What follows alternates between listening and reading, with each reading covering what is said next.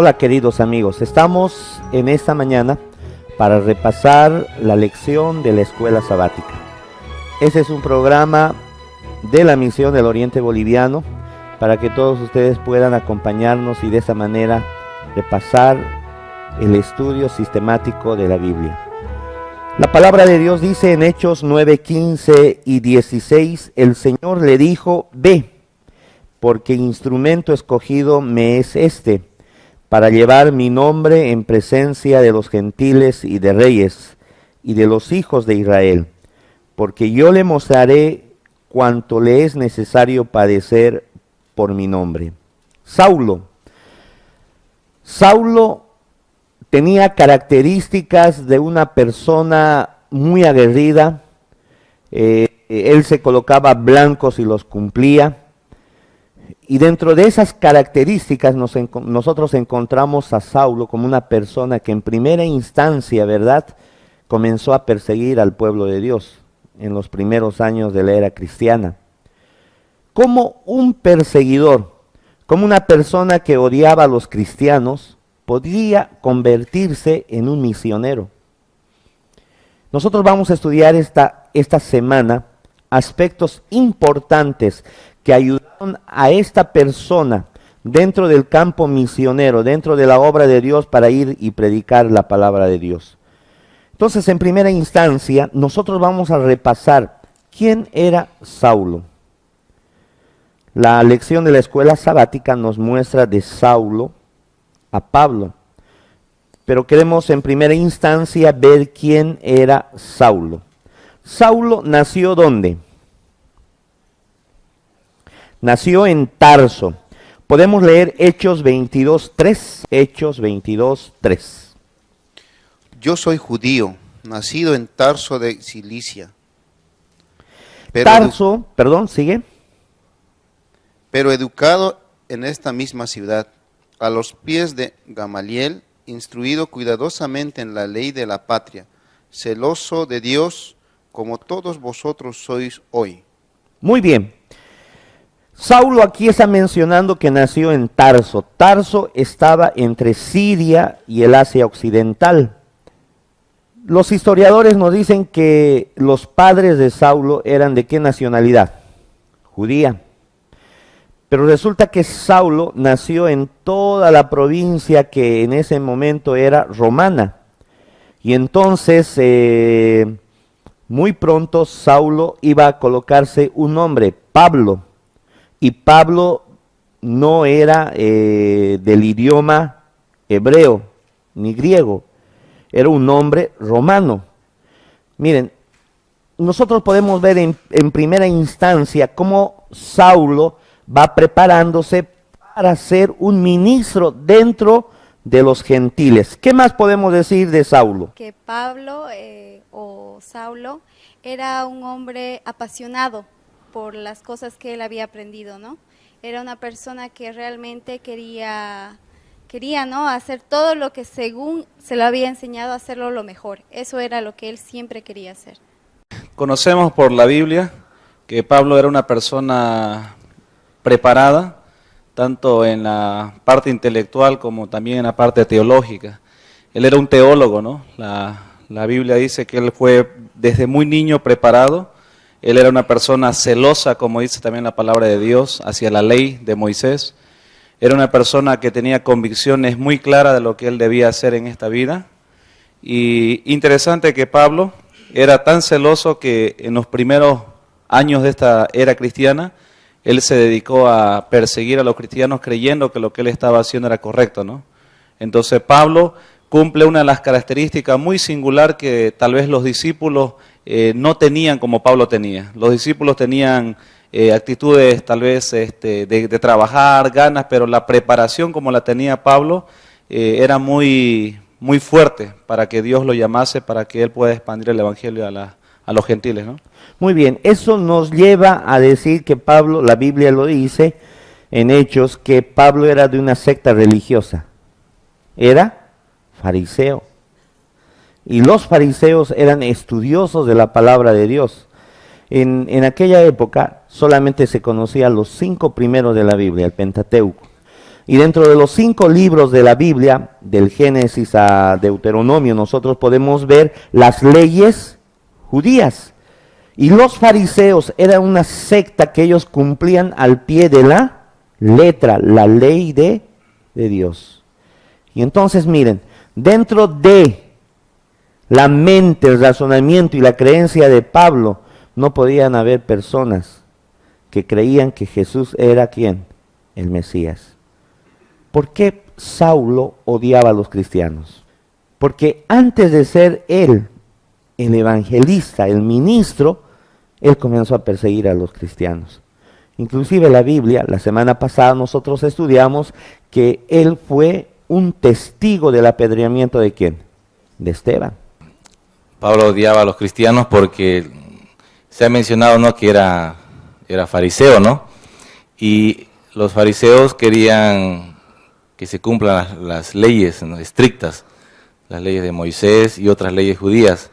Entonces, los cristianos no estaban yendo en contra, digamos, de esas leyes, de varias leyes que no se cumplían. Entonces, de esa manera, él perseguía, ¿no?, a los cristianos. Correcto. Ahora miren, ¿por qué Dios escoge a uno que odiaba a los mismos cristianos? Para que con conocimiento de causa él pudiese decir que fue cambiado y tuviese una razón objetiva de lo que él había sido iluminado por el Señor. Entonces, yo pienso que el Señor le escogió para que él pudiera predicar la palabra mediante su testimonio. Hechos 9:1 dice: Saulo, respirando aún amenazas y muerte contra los discípulos del Señor, se presentó al sumo sacerdote. Saulo ahora amenazó a los cristianos, ¿con qué? Con una sentencia de muerte, y los comenzó a perseguir. Filipenses 3, 6 y 8. En cuanto al celo perseguidor de la iglesia, en cuanto a la justicia de la ley, hallado irreprensible, pero todo lo que para mí era ganancia, lo he estimado como pérdida por amor de Cristo. Y aún más yo estimo como pérdida todas las cosas en vista del incomparable valor de conocer a Cristo Jesús, mi Señor, por quien lo he perdido todo y lo considero como basura a fin de ganar a Cristo. Este texto nos señala a Pablo como una persona con un celo profundo. Como el licenciado Ru lo mencionó, él estaba seguro de que lo que él creía y estaba escrito se tenía que cumplir. Y él estaba en todos su pensamiento de decir, aquí se cumple la ley. Tenía un celo profundo, tenía un fervor, quería que todos lo cumplan. Y entonces ahora Dios mira de esta manera a Saulo, y ahora comienza una transformación. Vamos a leer 1 Corintios 15, 9 y 10. Porque yo soy el menor de los apóstoles, indigno de ser llamado apóstol, porque perseguí a la iglesia de Dios, pero por la gracia de Dios soy lo que soy, y su gracia no ha sido en vano conmigo. Antes trabajé más que todos ellos, pero no yo, sino la gracia de Dios que está conmigo. Podríamos decir nosotros que Saulo era también humilde, que todo lo que él estaba haciendo lo hacía en forma sincera. Él creía e iba a perseguir sus convicciones, y él lo estaba haciendo con la palabra de Dios. Pero un día, cuando se encuentra con Jesús, encuentra que su camino estaba errado, su dirección estaba errada. La lección toma una porción del Espíritu Profecía y dice lo siguiente: un rayo de luz de la gloria de Dios, un destello de la pureza de Cristo que penetra en el alma, hace dolorosamente visible toda mancha de pecado y descubre la deformidad y los defectos del carácter humano. Hace patente los deseos impuros, la infidelidad del corazón y la impureza de los labios. Cuando nosotros nos encontramos con Jesús, la transformación completa va naciendo en nuestro corazón. Y saben, es eso lo que le pasó a Saulo. Saulo, al perseguir a los cristianos, no solamente estaba persiguiendo hombres. ¿A quién estaba persiguiendo? A Jesús mismo. ¿Podemos nosotros un poquito recordar esa experiencia de lo que fue de Saulo a Pablo? Porque Saulo fue el perseguidor, pero Pablo fue el misionero, el personaje que plantó iglesias, el personaje que fue más grandioso después de Jesús en el Nuevo Testamento, el hombre que predicó todo el mar Mediterráneo, todo el mundo conocido de aquella época. Aquella persona que donde iba dejaba semilla, y no solamente semilla, dice la palabra de Dios. Yo quiero aquí un poquito recordar con ustedes cómo fue la conversión de Pablo. Y él lo contaba no solamente una vez. Donde él iba, él mencionaba su testimonio. Nosotros podemos encontrar en Hechos 9, 1 al 22, ¿verdad? ¿Cómo podemos nosotros entonces decir cuál fue la tarea de Pablo al evangelizar o discipular? Hechos 26, 16.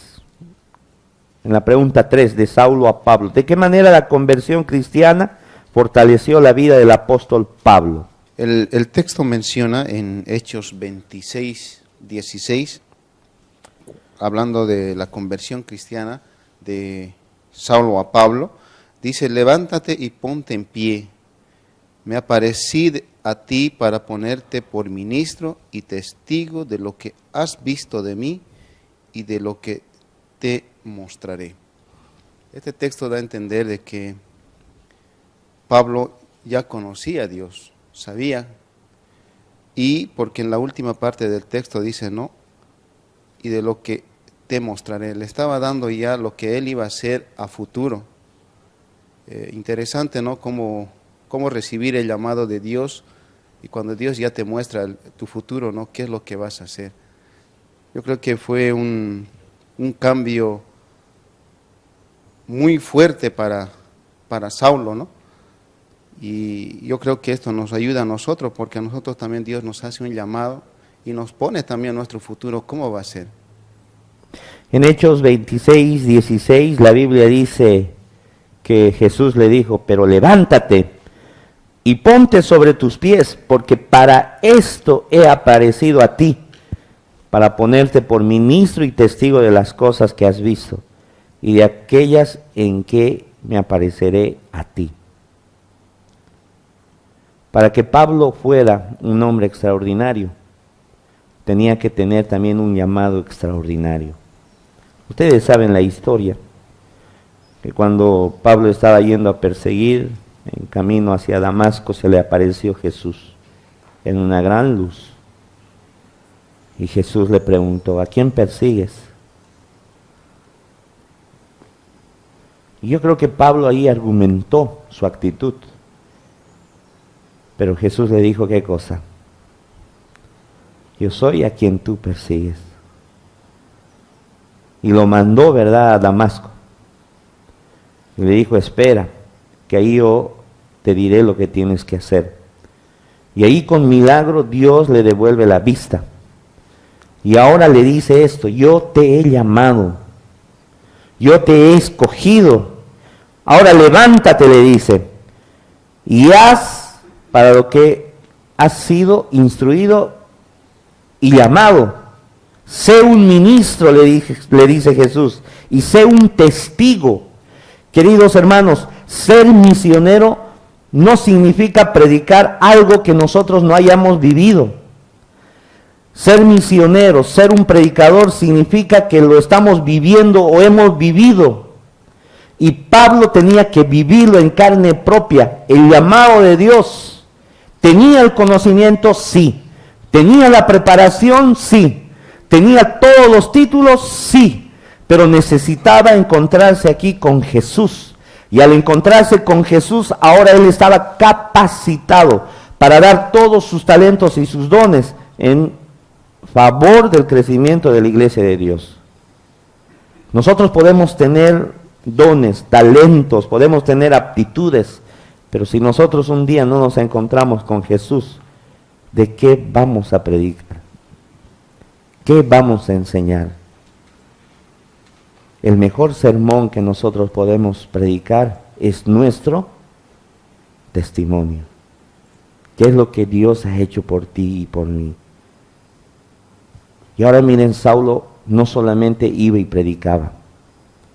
La lección muestra cinco resultados de la obra misionera. Y aquí lo llama auténtica.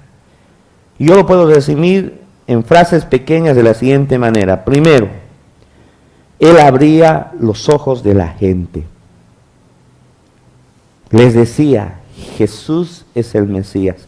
Aquel que perseguía, aquel que yo creía que no era el Mesías, es el Mesías. Abría los ojos de la gente. Segundo, les invitaba a pasar de las tinieblas a la luz, de la ignorancia al conocimiento. En tercer lugar, el volver del poder de Satanás a Dios. Les mostraba en los dos campos, del bien y del mal, de Dios y de Satanás. En cuarto lugar, ellos recibirían el perdón de los pecados. El problema del pecado había dejado al hombre en una condición como ahora, ¿verdad? Totalmente por los suelos. Pero Dios estaba en la posibilidad de levantarlos. Y quinto, recibirían un lugar entre los santificados, las promesas. Nosotros podemos encontrar en los escritos de Pablo las promesas de una vida eterna, de una vida sin problemas, sin aflicciones. Ahora lo vemos a Pablo cambiado como un misionero. ¿Qué podemos decir de Pablo en el campo misionero? ¿Qué podemos decir? Él no solamente predicaba, sino discipulaba. Entonces, ¿cuál fue la tarea de Pablo al evangelizar o discipular? Romanos 15, 19. A ver, Daniela, ayúdanos. ¿Cuál fue el papel de Pablo en relación al discipulado y a la predicación? ¿Qué nos dices? Él hablaba acerca de Cristo, ¿no? Su mensaje central siempre era acerca de Jesús y de lo que Él había venido a hacer por nosotros. Pero Él no solo evangelizaba, ¿no? También organizaba iglesias, también plantaba iglesias. O sea, su tarea siempre era preocuparse por ellas, ¿no? Ver que si bien las plantaba, iban creciendo, ¿no? El discipulado era muy importante para Pablo. Muy bien. Entonces Pablo, miren, predicaba. Podemos, dice la lección, ver tres elementos centrales en la actividad misionera de Pablo. Y esto es importante, tres elementos. El primero, dice que él proclamaba ¿a quién? A Jesús. Su predicación era cristocéntrica, con aquel personaje que se encontró, el Mesías, la esperanza para el pueblo de Dios y para todo el mundo. Pablo predicaba a Jesús, primer elemento. Segundo, él plantaba ¿qué cosa? Iglesias. Donde él iba, plantaba una iglesia. Él discipulaba. Una vez que organizaba una iglesia, colocaba discípulos, dirigentes, se iba a otra ciudad y seguía plantando iglesias. Y en tercer lugar, él nutría a las iglesias establecidas. ¿Cómo podemos nosotros decir que los nutría? ¿Ah? Con todas las cartas que él mandó. Las cartas a Corinto, a Éfeso, a Tesalónica. Él estaba preocupado no solamente en abrir templos, sino que esos discípulos, bien alimentados, ahora podían abrir otras iglesias en otras ciudades. Entonces quiero que recuerdes estos tres elementos. Predicaba a Jesús, plantaba iglesias y los nutría. Esos eran los tres elementos centrales en la Biblia, en la vida de Pablo como misionero. Y ahora también le estaba preocupado en la multiculturalidad. El mensaje de Dios, volvemos a repetir, es para todos, todo el mundo, para todas las culturas. En 1 Corintios 9, 22 y 23, si alguien me puede ayudar con la lectura de este texto ya para ir terminando, nosotros podemos encontrar esto. Dice, me hice débil a los débiles para ganar a los débiles. A todos me hice todo, a todos me hice de todo para que de algún modo salve a algunos. Esto hago por causa del Evangelio, para participar de él. ¿De qué manera la cultura es importante en la predicación del Evangelio? ¿Será que nosotros tenemos que respetar la cultura? ¿Hasta qué grado? Nuestros líderes que fueron al Congreso de la Asociación General, ellos vieron diferentes culturas allá. En otros lados del mundo, ellos no cantan como nosotros, ¿no? Calmados, ellos alaban con palmas. ¿De qué manera nosotros podemos respetar la cultura de un pueblo sin menospreciar o disminuir la importancia de la predicación de la palabra de Dios? Yo quería preguntar al Pastor Alfonso, ¿qué sintió usted al ver diferentes culturas creyendo en un solo Dios? ¿De qué manera perjudica o cómo nosotros podemos predicar a esas diferentes culturas? Una de las cosas que yo aprendí es que nosotros tenemos que respetar la forma, el estilo de vida de las personas, siempre y cuando no estén en contra de los principios que Dios nos ha dado. Porque la forma es la forma, no es el fondo. Pablo conocía la cultura del incrédulo.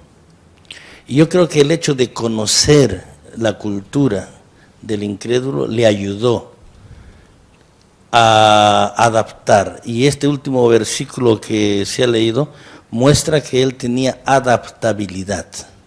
Él no esperaba que las personas se adapten a él. Él se adaptaba a las personas para presentarles el Evangelio y les presentaba a Cristo. Era un hombre preparado, era un gran estratega. Vimos que una de sus características principales era plantar iglesias, y las iglesias las plantaba en distintos lugares. Así que él no tenía una misma estrategia, una misma forma para plantar las iglesias. Él se adaptaba al lugar donde estaba. Y luego hasta ahora nosotros seguimos leyendo sus cartas. Y las cartas tienen características justamente de acuerdo a la cultura que tenían los pueblos, los corintios, los de Tesalónica, etcétera.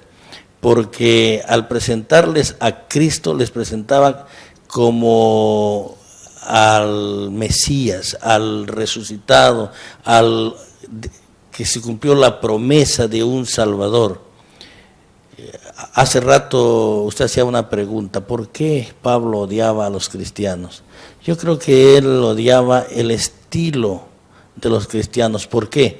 Porque él fue formado de una manera legalista, él obedecía la ley, él tal vez no creía en la resurrección, Entonces, ahora miren, esta otra gente creía de otra manera, entonces para él estaban cometiendo herejía dentro de la iglesia. Según él estaba defendiendo, pero defendiendo a la iglesia, defendiendo a Dios. Una vez que él lo conoce, una vez que él lo escucha, aquí hay otra característica importante. Él fue dócil, él fue obediente, él escuchó, él no dijo, bueno, yo conozco, yo sé. Usted me preguntó qué sentí al ver diferentes culturas. De veras, ¿no? Uno los ve cuando cantan, moviéndose, o ritmos un poco más alegres que los que nosotros cantamos acá. Fue distinto, pero el momento de la votación, cuando se discutían algunos puntos del manual de iglesia, se argumentaba que en ciertos países una palabra podía causar problemas. Y miren, la iglesia buscaba la palabra más adecuada para que en todo el mundo se dirija de la misma forma. Así que aprendí que yo debo renunciar a una palabra, a una forma de ver las cosas por la unidad de la iglesia en forma global, no cambiando las doctrinas, no cambiando las creencias, sino adaptándonos para que todos acepten el principio de la iglesia. Y aquí Pablo se adaptaba para que todos acepten a Cristo. La siguiente semana nosotros veremos a Pablo, su misión y su mensaje, los resultados. Pero yo quiero resaltar todo lo que nosotros hemos dicho. Y quiero volver a repetir este texto en 1 Corintios 9, 22 y 23. Me hice débil a los débiles, para ganar a los débiles. A todos me hice todo, para que de algún modo salve a algunos. Esto hago por causa del Evangelio, para participar de él. Dios puede hacer milagros en nuestra vida. Y por cierto, ya lo ha hecho. Pero no solamente Él quiere hacer un milagro para que tú estés dentro de la iglesia, te sientes en la iglesia y seas uno de la iglesia, sino Dios quiere hacerte un misionero de verdad. Porque las características que tú tienes en las manos de Dios se vuelven una bendición para otros. Dios quiere verte a ti como un misionero, un plantador de iglesias, uno que nutre a la iglesia, una persona que no solamente cuente un testimonio, sino que cuente cómo ese testimonio ganó a otras personas para Jesús. Yo te invito para que tú puedas ser un misionero de verdad. Que Dios te bendiga, que Dios te acompañe. Nos vemos la siguiente semana.